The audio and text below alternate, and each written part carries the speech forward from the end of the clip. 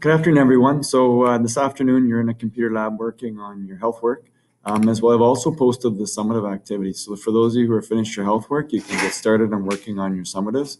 There's a different section for the grade 9, 10, 11, and the grade 12. You should only be able to see the summative that corresponds with your grade. So what you need to do for the summative is you need to make sure you click in. For the grade 9, 10, and 11 summative, what will happen is that there's some instructions here you can take a look at. The first piece you need to do is some thinking. So for each strand in this course, you reflect on ways you've demonstrated the expectations throughout the semester. There are also some more content PDFs that I'll show you that have some things for better ideas.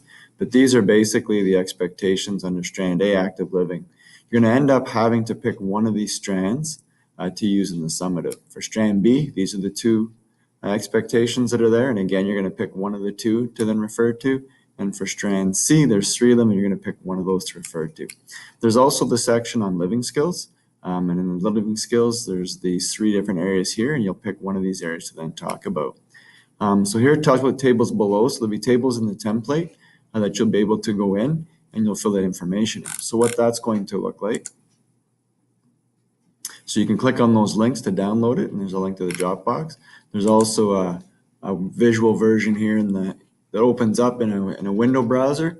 So again, these are the 3 things. So for one of these 3 strands, you're going to pick one, and what you're going to do is you're going to respond, and you can do a typed paragraph, an audio recording, or you can video record for your curriculum expectation that you choose to talk about from that strand. So you'll need to use an opinion paragraph format for each response. So again, your opening statement, 3 supporting ideas, and a closing statement. This won't change if it's written or if it's audio taped or if it's recorded. You still need to use the same format. So again, you'll pick one of these 3, and then in that section of the table, you'll complete your answer. If you type it, you type it in. If you do a recording, you put in a link. If you do a video, you put in a link, and that lets me go and see what your answer would be. So you do this again for strand A, strand B, strand C, and the living skills strand of the actual course. Okay, so this is what you need to do. I'm going to refer back to those PDFs. So if you're not really sure, you're still kind of not sure what to write about, if you go into the strand A1, this will give you some more details about what strand A1 looked like. And so it gives you the specific expectations. And so you can take this information and use this information to put it back into your actual answer. So I do encourage you to go through these PDFs because they do have more information that you could find useful. For example, in some of them as well, like strand A2, I think, it even has some information about the components of fitness because it's a fitness one.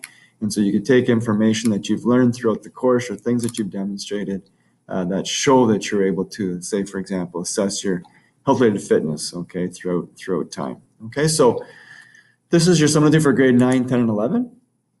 Go through, complete that template. You choose one expectation for each, and then put it in the Dropbox when you're done. For the strand C expectations, if you want more information or details, you can go back into your strand C section here to get some more specific details. So hopefully this helps you out, and I'll be back tomorrow. I won't be back tomorrow. I'll be back next week on Monday, and I can answer some questions then.